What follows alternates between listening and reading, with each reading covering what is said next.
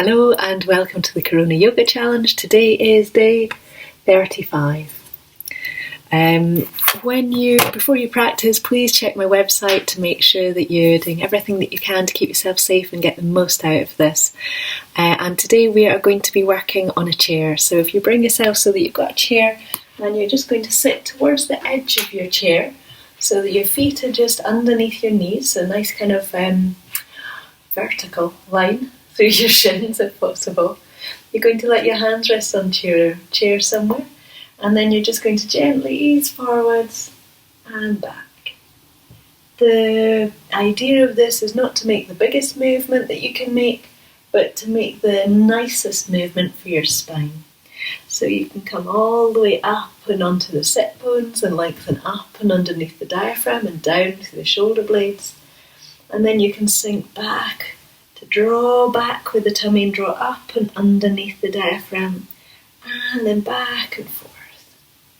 So we're just gently warming the spine up just now.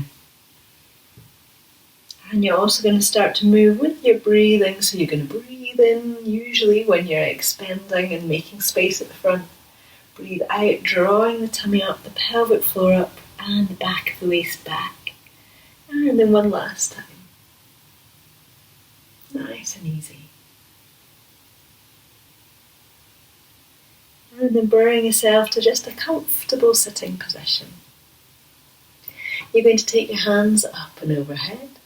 You're going to release your shoulders down the back of the body, and then you're going to join your hands. So you can't see, but I've just got my hands just crossed over in a comfortable way for me. From here, can you get a feeling that you're lifting up through both sides of your waist, and then ease yourself over to one side. So you're going to start to open out through the rib cage, through the intercostal muscles, through the side of the waist. To come back up, you're going to go down through the hips, up through the hands, and bring yourself to the centre. So you can swap over, other hand in front, doesn't matter which one. Same thing, lengthen up through both sides of the body, gently start to ease over. Enough so you can start to feel that space in between the ribs, and you can feel that lengthening out through the side of your body and into the armpit and the arm. Down through the hips, up through both sides of the waist, and bring yourself back and to the hands down on the chair. And release your shoulders out, so give one and then the other little move around, or both together, whichever suits you best. You're going to take your hands up and overhead again. You're going to let one leg come out in front, make the toes just a little bit active, and then ease yourself over to the opposite side. Lift up through the hands to bring yourself back to the centre, and let your hands come out. And then to the opposite side. So hands are going to come up overhead, other hand in front, leg extends out and away, and then extend out through the open side of your waist and arm. And then bring yourself all the way back to the centre. Let your hands come down and your legs settle down. Let the shoulders release. And now what we're going to do is we're going to come to do a kind of lunge position on the chair to start with. So if you bring yourself to one side of your chair so that the other leg can step out to the back, and you can start to extend back through your back heel. The front foot, the foot is steady on the floor, you're down through the heel, down through the ball of the foot, gently lengthening out or a little bit active underneath the sides of the toes. You're going to let your free hand, the one at the back, come up. You're going to slide down onto your elbow, and then you're going to keep extending your arm over so you're coming towards the feeling of having a long line between your hand, down through the elbow, armpit, waist, hip, knee, and out to that back heel. You're going to lift up through your hand, bring yourself all the way out and back. And then we're going to come to the opposite side. So you're going to bring yourself to the opposite edge of the chair. This is just so your leg can get back comfortably. Nothing too technical. Opposite leg is going to extend back. So you can see my heel. I'm extending back through the heel, and the leg is nice and strong. My hand is coming onto my front knee. Free hand is coming up towards the back, and then I can slide into my elbow and let myself ease forwards, but I keep pressing back through the back heel. So I've not just kind of come forwards and just do all the forwards thing. Remember, we're going forwards with the hand, backwards with the heel, expanding out. Lift up with your fingertips all the way out and back to sitting. So back to just sitting comfortably on your chair. So what we're going to do now is either you're going to do it on the chair again, or you can do it in standing, whichever you would prefer. So from standing, so if you're doing it on your chair, just bring yourself to the edge so you can take one leg back. If you're standing, take whichever leg you'd like back. Same thing, you're going to sink the hips down so that we start to feel that connection through the knee and down through the heel beneath it. You can let your elbow rest onto your knee. Top hand is going to come up and over. So you see it's very, very similar, but slightly different feeling if you're standing. A little bit more work in many ways, but that's good too. And then lift up with your hands, bring yourself all the way back up and to standing or to sitting. Going to come to the opposite side. So nice, comfortable, but big step back. Shoulders slide forwards and you can rest your elbow onto your front knee. Back hand can lift all the way up and over. See if you can find that connection from the fingertips all the way to that back heel. So we're lengthening out through the calf muscle. And then lift up with your fingertips all the way out and back. And then back to both feet, standing or to sitting comfortably on your chair. What we're going to do now, we're going to do it on the chair. We're going to do cross-legged position on a chair just for fun, and we're going to do a twist from there. So for this, if you bring yourself so there's some space in front of you on your chair because that's where your heels are going to go, and then you're just going to bring one leg up, and it might be one leg in is quite enough, but if you would like to, you can bring your other leg in. So you're just sitting cross-legged on your wee chair. It's quite nice to have the back of the pelvis just contacting the chair in a subtle way, so we keep getting that feeling of that little lift up and forwards through the lower back.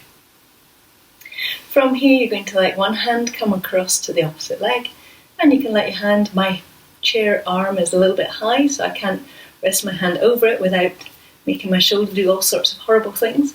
But if your chair arm is low, you can just let it settle onto it. Or you can take your hand onto the back of the chair. From here, you're going to lift up with the rib cage, bring yourself out and round. So long through the spine, long through the back of the neck, spiralling into the tummy and into the rib cage. And then bringing yourself back to the centre and to the opposite side. Same thing, just ease yourself out and round by lifting up through the rib cage, so we keep long through the lower back and the back of the waist. Bringing yourself back to the centre, and then we're going to swap over, so we're going to take the other leg over the top. So you can do it a slow way, where you do it, bring them all out, bring them back in again, or you can just swap them over as I did. We're going to come to one side, other hand is going to be comfortable, resting somewhere. If you're using the back of the chair with the pelvis making contact with it, see if you can almost press the very lowest part of your tailbone slightly into the chair so that you can come up and forwards and round, so that the base of the spine has got just not a back bend, but a kind of, certainly not a neutral spine. Bring yourself back to the centre and to your second side.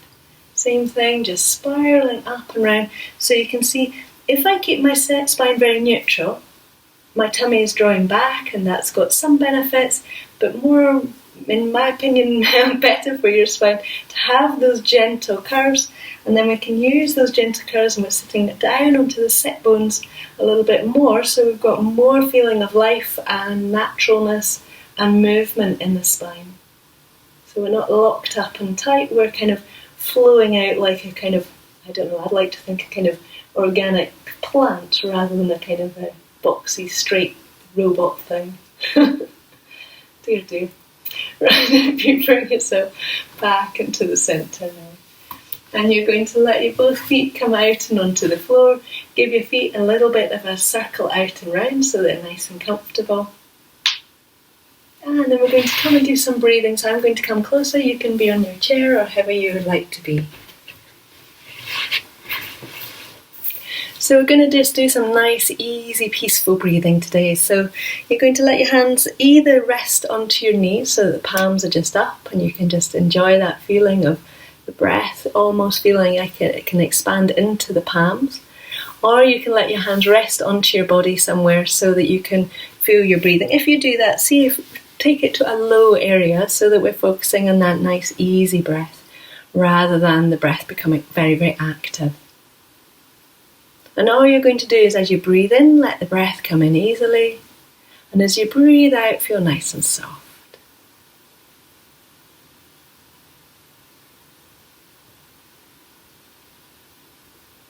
As you breathe in, feel that nice feeling of being able to expand. As you breathe out, feel that sense of peacefulness.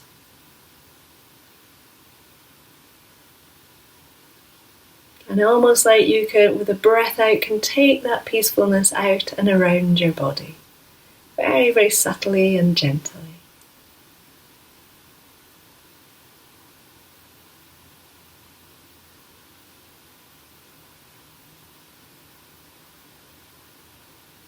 And then let your breathing just come back to normal, to easy, comfortable, natural for you. So my challenge for you today is to find a fabric or a texture that you really like. So whether that's you've got something really bumpy and really fun to touch, bizarre one here, we found some asbestos in the garden, which is lovely, like lickety tin, like roofing material. Obviously it's no good because it's asbestos, it needs to go.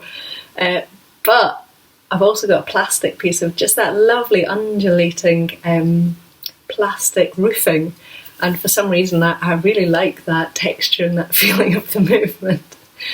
The other thing from my point of view today is that it is tonight we're all having a drink for Kay, my friend who died, so that will be a bittersweet moment. And that's it for me for today, actually. I'm looking forward to getting out into the sun and to raising a glass to Kay this evening. And I hope you have a wonderful day. And I've not given you your quote. Oh my goodness. Oh, and I'm a lot calmer today, I might add, after my very exciting visit to the Learning Hub. It was absolutely lovely. Kids playing hide and seek in bushes, doing a bit of maths, all good. Yeah, it was nice. So here is my quote for you today. It's by Amit Ray. If you want to conquer the anxiety of your life, live in the moment, live in the breath. If you want to conquer the anxiety of life, live in the moment, live in the breath. It's a lovely reminder to come back to this moment, to this breath. I hope you have a good day. Thank you.